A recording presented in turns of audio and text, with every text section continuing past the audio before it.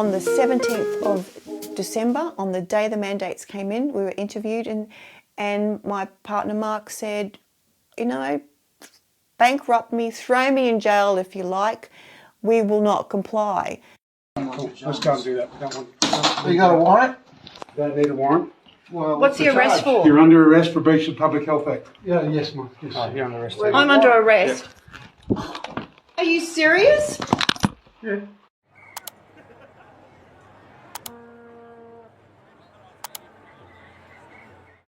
Leading up to the mandates, we knew ahead of time that 17th of December in Queensland was going to be when they would be enforced.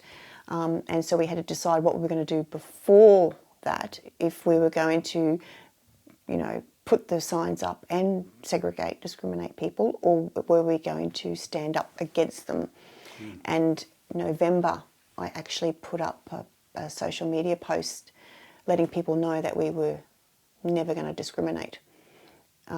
And that actually caused a big stir. It got in the media because we basically looked like some troublemakers who were planning to be defiant. How was that covered? Well, I put up the post actually had it showed different forms of segregation, like black people being banned, from old signs, and it said, basically, if these things aren't okay, why is medical segregation okay? And it caused a huge backlash because the common thing that the people who were opposed to us said was, you can't choose to be black or you can't choose to be gay, but you can choose to be vaccinated. So they didn't see the correlation at all, and it did cause a big frenzy. And people from then knew what our stance was, and possibly the police knew where we were going to be on the 17th of December. So now we're in the 25th of April. How many times do you think you saw the police and the liquor licence? At home, we've had up to a dozen visits, and at the bar, maybe about the same. They don't always, at the bar, they didn't always come in, particularly when we had a lot of people there protesting. They drove around the vicinity of the bar, and the way they get you is they then come and visit you at home when you're on your own, because there's only two of us at home, and at the bar there's hundreds of us. When was the first time police visited you at home? It was after we'd opened the bar defiantly on the 24th of December. They came around that night and gave us a court appearance. 17th of December, when the mandates came in, and we got visited by liquor licensing and police that night. At the bar? At the bar, checking to see if we were checking people's vaccination statuses.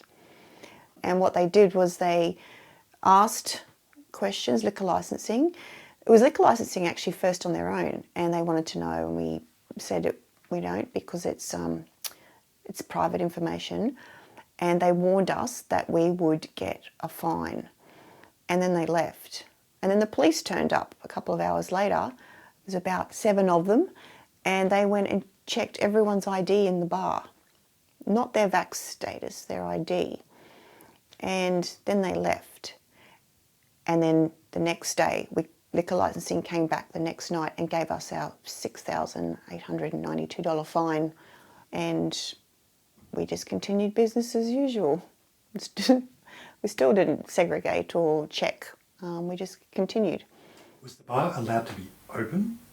Yeah. It was allowed to be open. It was just that you had to segregate. Yeah. When do you think the next altercation? That was the 23rd of December, when they came and said we had to shut the doors right away because we weren't complying. And, admittedly, we did have a sign out the front that said we do not comply. So, So what I'm going to ask again before I request the police assistance is that you are willing to place a venue as further directed under the Public Health Act. Mate, you've been issued a directive under the Public Health Act. These people are here to enforce it. I get paid to do whatever. I will remove you from the premises. All the patrons out and yourselves, and close up. There's a boy at the back here. I'll go And they basically wouldn't leave until Mark closed up and shut everything down. The next day was Christmas Eve, and we decided we were going to open again anyway, and had a great crowd. Now, did that crowd know the situation? They did, yes. Most of them were the pro-choice community who had rallied around us.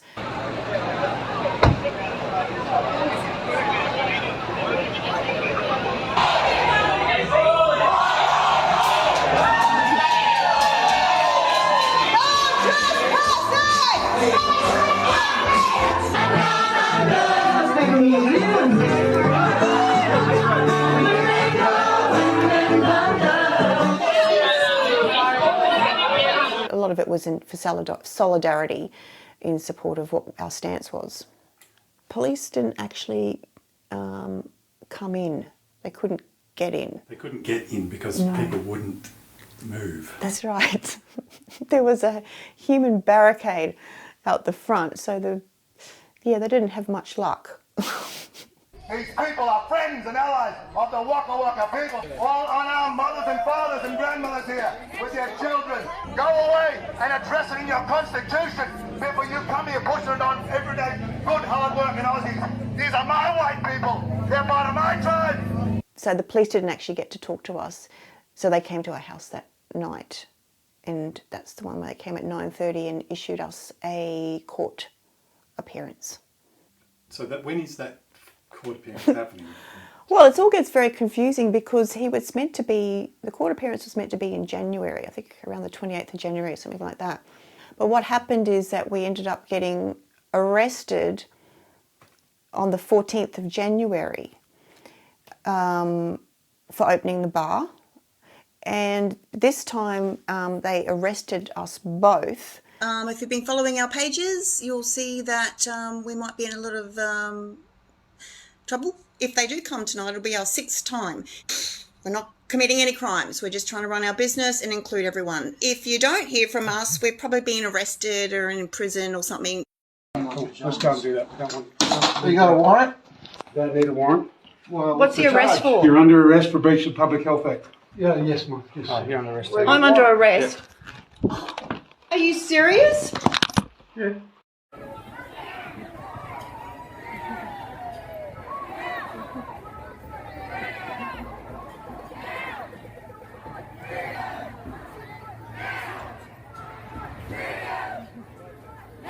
I got out early Sunday morning. He was going to be kept until Monday, and they were going to be sending him to court that Monday morning. And because we had so much community support calling up and getting welfare checks for him, they ended up, and there was hundreds of people calling up. The chief of police ended up coming into his cell and actually saying, look, what we're going to do is going to let you go, and that court that you're meant to go to on Monday, we'll combine it with your court appearance that you've got coming up on the 28th of January. He ended up coming home, Sunday afternoon, and I got to find out what the bail conditions were, and they were exactly the same as mine. And the reason he didn't want to sign them is because he refused to not be able to open the bar until April, because at this stage we were in January. And he was thinking ahead, thinking, well, if I can't open the bar till April, then, what are we going to do for money? Ironically, we haven't been able to open the bar. So when that court appearance came, the 28th of January, our lawyer actually called in on his behalf and basically got it adjourned till, I think, February. And then that one got adjourned as well. So now they've combined both of our court cases, so our court case is the 2nd of May. What are the potential penalties? Potential penalties are 6 months in prison, or I believe it's an $8,000 fine. So liquor licensing, they've been a real problem. A major problem. They were deputised with health officer hats throughout this. Now, this is people who check liquor compliance, this nothing to do with health, and suddenly we've got them turning up at your home and at your bar to do with health directives. And they were vigilant. And apparently, the other venues that I've actually spoken to that have had, issues like us who have been non-compliant have said it's all come from liquor licensing, not actually the police. The police are just there to back it up. And yeah, liquor licensing have gone hard. And one place I know, the way they got around it, because they still wanted to not comply, so they just stopped serving liquor for a while because it meant they could just still do everything else. And they can't be targeted by liquor licensing. You know, as a bar, that wouldn't have been very good for us to do because that's how we make our money. But yeah, they've been hard. They're little tyrants. You know, every month liquor licensing would turn up on our doorstep with another extension to close us down, even though we hadn't been open. So just another 1 month. You're shut down for another month. You're shut down for another month.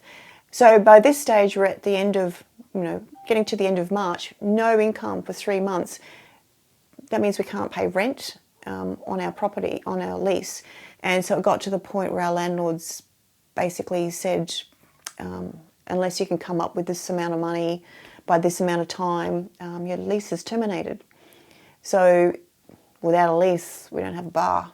And as it was, the lockdowns, when we were closed for 3 months, we couldn't pay rent for that. And since reopening from those lockdowns, we've, the payback of debt we never got on top of it.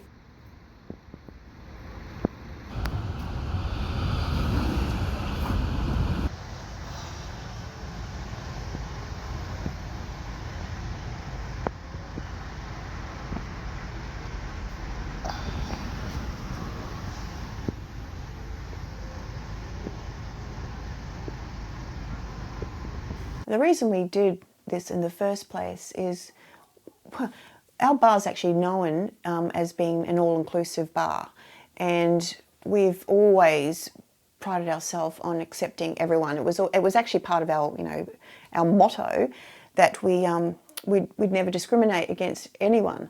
So it would have been completely hypocritical of us to have this ethos and then adopt a segregation policy based on something that makes no sense, and based on something that actually can't even be proven. We can't prove that someone came to your bar and got coronavirus. So so leading up to that, we were doing the research and realised this is just rubbish. So we're not gonna just take this and comply, because we'd be complete hypocrites if we did. The lockdowns where we had to close the business down for 3 months, and everyone did, and we're all stuck at home going crazy. And the problem is, the government shuts us down, they forget that we've got a lot of time on our hands to do a lot of reading and a lot of research, and just more and more stuff that we read, just the ludicrousness of it, and also following what other countries had been doing and seeing the trends there. Didn't see any point to the lockdowns, and the social isolation and the mental health that was affected because of these. I mean, all of it was just, I found sickening. And then, obviously fast forward to 2021 when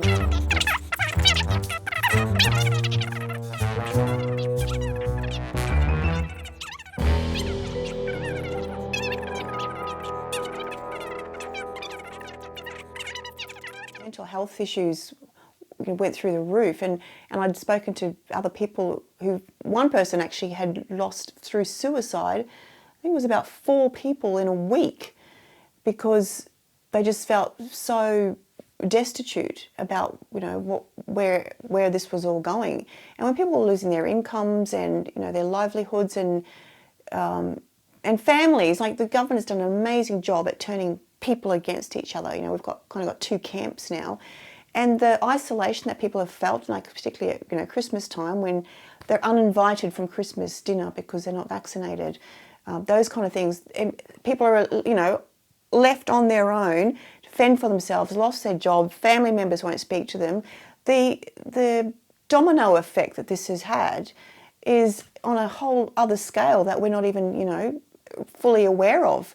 And, when we went to Canberra for the rally, got to speaking to people, at Camp Epic, and some of the stories just of everything that they'd lost, all in the name of health, was like mind-blowing. So, and we know this is not about health, this is about control.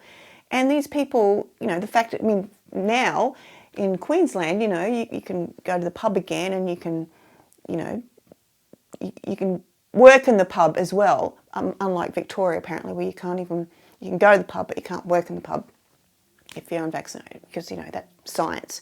So all of this, you know, and the fact that each state have their own little health rules that, you know, make no sense. They're just political campaigns really, and now that we've got these elections coming up, suddenly all the mandates are dropping, so, you know, that's not a coincidence.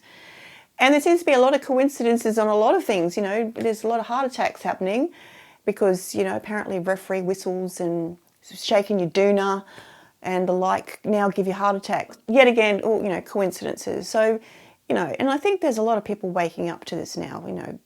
People who were on the other side of the fence before this, I think there's some of them crossing the fence. And if you actually read some of the comments, even when the, you know, ministers put up, you know, their stupid tally for the month or week or day of COVID, you'll see people on there going, I had my 2 jabs, I did what, you know, I was asked, I will not be going back for a 3rd. And, you know, these are people that were staunchly for it and now changing sides. So I think that the tides are turning, and I think that there's more people waking up, but, you know, there's still going to be people who will never open their eyes and see what's actually going on. And, you know, if we keep letting this happen, you know, we're in too deep. You know, we've got this whole, you know, World Economic Forum looking at over the umbrella over all of this. And, you know, for those in the know and who read up about it, we can see where this is all heading, and this is complete totalitarianism. And I think that, you know, that's one of the reasons that we stood up and didn't want to comply, because just one little thing like a mandate, people might say it's no big deal. It is a big deal in the bigger picture, because one little, you know, stripping of our freedoms leads to more and more and more, and then they try and, you know, drip feed them back a little bit when they want something, and then they take them back away from you. And where this is heading, I think it's not going to be pretty. Hundreds of thousands of people made the pilgrimage to Canberra because they feel so strongly about this. And, you know, it's not, rallies and marches aren't necessarily comfortable, and they're not always fun either. You know, it could be hot, rain, whatever. Though there's people that, like myself, who hate crowds, but we made that pilgrimage because we feel that strongly about it. So we're kind of getting to know ourselves and see what we're actually capable of when we really believe in something. You know, from the beginning, we actually were interviewed on a Channel 7 news program on the 17th of December, on the day the mandates came in. We were interviewed, and my partner Mark said, you know, bankrupt me, throw me in jail if you like, we will not comply. So we knew the stakes were high and we knew what the ultimate outcome would be, but there was no way we were going to comply and give the government what they want when we know that it's just arbitrary crap. So we stuck by our guns, and people have asked me if we'd do it all over again, and the answer is absolutely yes, we would. The court battle due, so there's your business and several or 10 other businesses? Yeah, there's about a dozen of us. A judicial review, which was meant to be last week, actually in April, early April, it's actually been adjourned till June. The other businesses that we connected with, they all had the same thing. So most of them are in far north Queensland. And it's a Queensland one, this judicial review, and it's going to be in the Brisbane courts. It's to actually basically overturn what they've put us through. And I think obviously when that was in place, the mandates were still in place, and we actually said to ourselves, I bet they were, you know, get rid of the mandates, and then we've still got this judicial review. But apparently that doesn't matter. It's the setting a precedent, and I think it also can mean that you can have a case for loss and damages, because basically our businesses have been badly affected. You know, some of us have lost our businesses for no real reason. Now mandates are finished in Queensland. How does that make you feel? Can I say pissed off? I felt a little bit cheated, actually. And one reason I feel really cheated is because throughout this, we've had some small businesses in our own community that have really lashed out at us publicly and have said, you know, quite vicious things on social media, you know, and calling us careless and that we basically don't care about the health of other people and we're being selfish by letting all of the people in, all the unvaccinated people in with the vaccinated people. And they're doing the right thing. Why can't you just follow the law? Just follow the rules and shut up. Those are the kind of comments that we've had. And suddenly the mandates are dropped and now they don't have to check.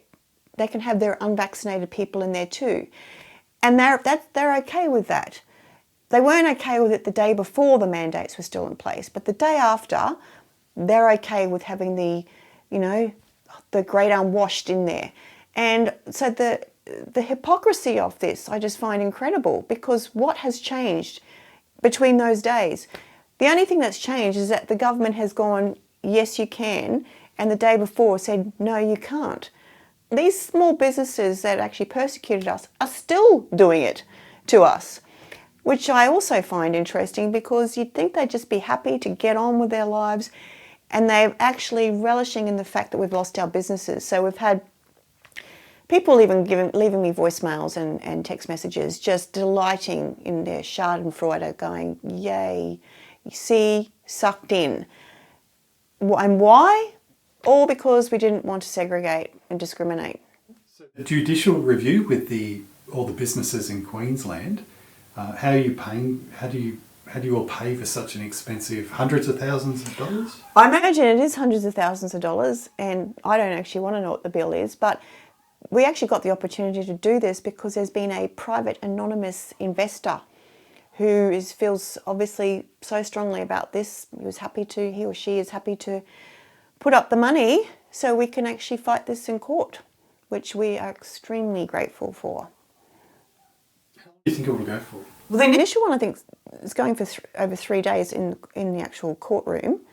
After that, who knows? It could go on for years. And we're not the only one. There's other businesses doing it too. But this is all hospitality businesses in our one.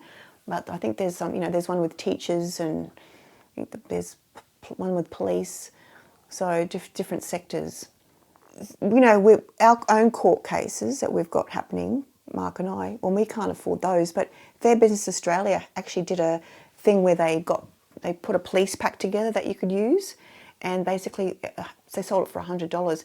And everyone who bought one of those, that money got put into a pot. And that's what our legal fees are coming out of. And I don't know how much we've spent so far. Once again, I don't want to know. But Fair Business Australia, they've been getting a lot of flack because people assume that anyone in our movement who's collecting money, they're assuming they're all grifters, when she actually has been donating the money to the causes that she said. So I don't know if you want to use... That's your personal Bar Wunder's court cases? Yeah. So we don't even see the transaction. It comes straight out of a trust account she set up that our lawyer gets. Fiona, what do you do now? What's next? Well, I'm going back to what I was doing years before I owned Bar Wunder, and going back to freelance writing. I used to write a lot of articles for a newspaper, and I've written a book on the health industry. So I've always been a skeptic about everything, and this is a book about the health industry and the diet industry, and how they abuse people with made-up diets and how none of it's based on science. So basically my book is pulling apart those diets and giving you the science of what they're about. And I wrote that book a couple of years ago and self-published it and used it as launching my workshops that I was doing. So now I want to get back into writing, and I want to use this last, let's say, 2 years to write a book about what's happened and what it's like having a business in these times, how it all started, and a little bit of satire in there, because that seems to be my coping mechanism. So the book will be called Once Upon a Business. What's the other book called that is it published? Yeah. What's that called? Not Another Bloody Diet. The book that I've written is on a website called imperfectlyhealthy.org, or people can just email me and I can ask for it and I can send it to them. The book that I'm going to be writing, I'm hoping to get a publisher to do this one. Since the last one was self-published, it's a lot of work. Can you be contacted for copywriting, freelance? Yes, absolutely. So the email address is admin@barwunder.com.au. Copywriting, any freelance writing, or publishing my book.